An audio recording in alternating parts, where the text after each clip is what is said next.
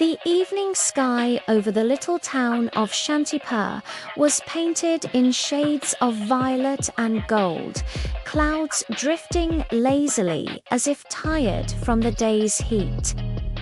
Children ran barefoot through the muddy lanes, chasing paper boats in the rain puddles. Among them were two inseparable friends, Mira and Kavya.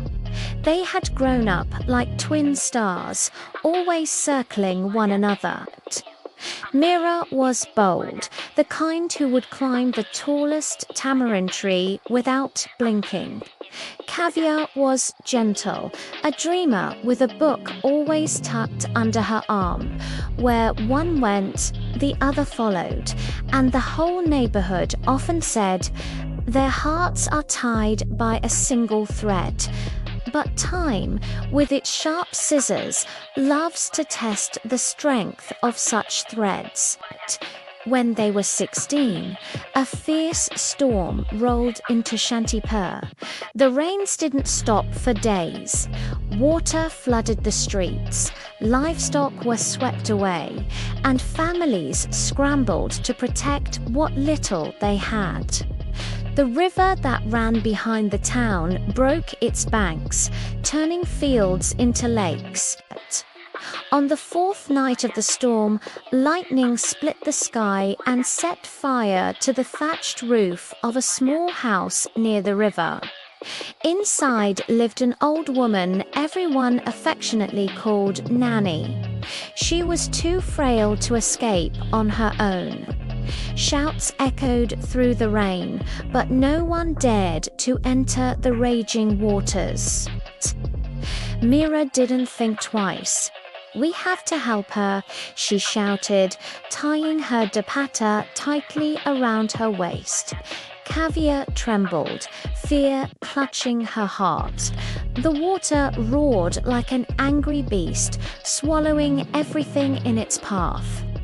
"Mira, it's too dangerous," she whispered. Mira turned, eyes burning with determination. "What use is life if we can't save another? Come with me." Kavya hesitated only a heartbeat before nodding.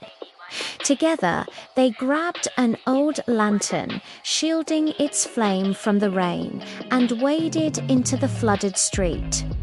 The water was icy, rising up to their chests, currents pulling at their legs like unseen hands.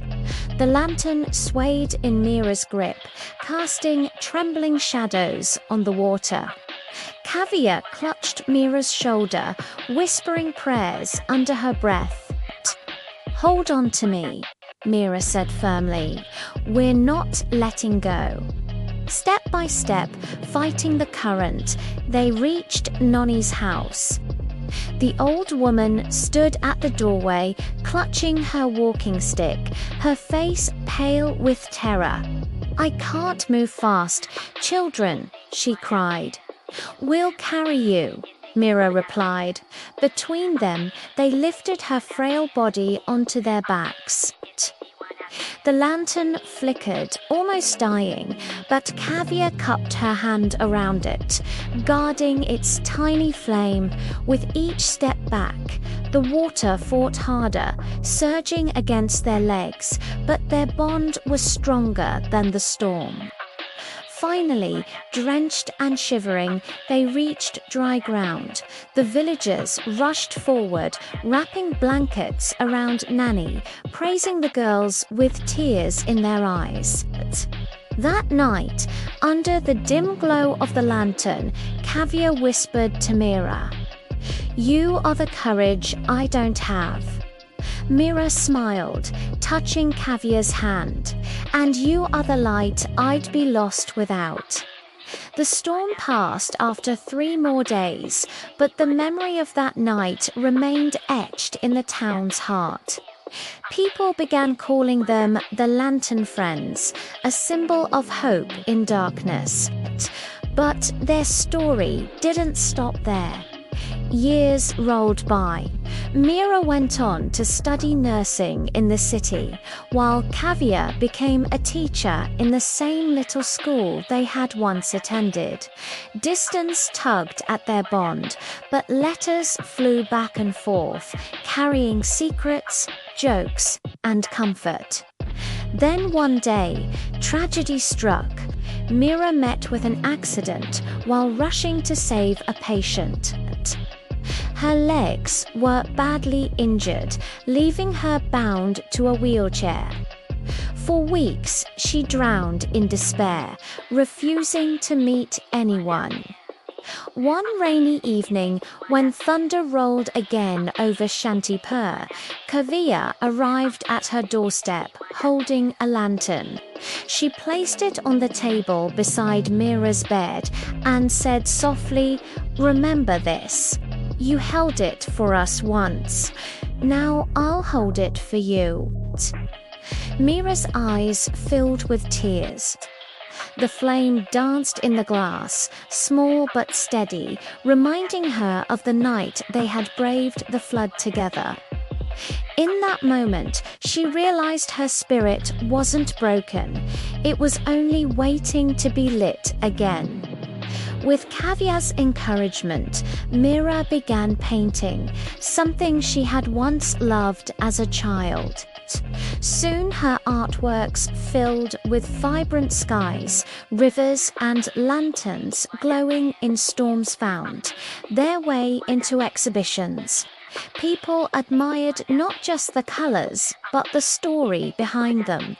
And at every exhibition, Kahaniya stood proudly beside her, telling visitors, "This is my Mira. She paints with the courage that once saved us all."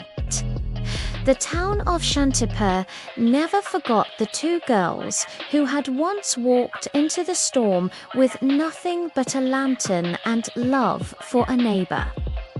Children grew up hearing their tale. Mothers reminded their little ones, "Find a friend who will hold the lantern when the world turns dark."